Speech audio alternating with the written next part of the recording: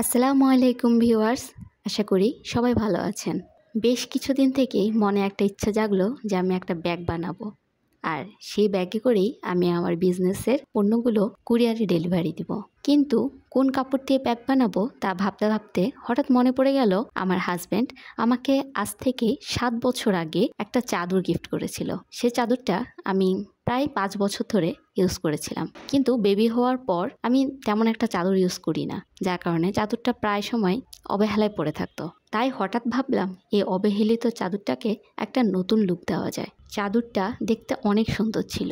চাদরটা কেটে ফেলতেই প্রথমে আমার খারাপই লাগছিল, কিন্তু ব্যাগ বানানোর আর অন্য কোনো কাপড় ছিল না আমার কাছে এটি ছাড়া। প্রথমে আমার হাজব্যান্ড দেখে সে একটু মন খারাপ করেছিল, কিন্তু চাদরটা দিয়ে যখন ব্যাগটা বানানো কমপ্লিট করলাম, তারপর যখন তাকে দেখালাম, তখন সে ভীষণ খুশি হয়েছে।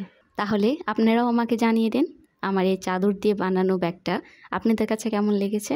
আমি কিন্তু আপনাদের জবাবের অপেক্ষায় থাকলাম। সবাই ভালো থাকবেন, আমার জন্য দোয়া করবেন। আল্লাহ হাফেজ।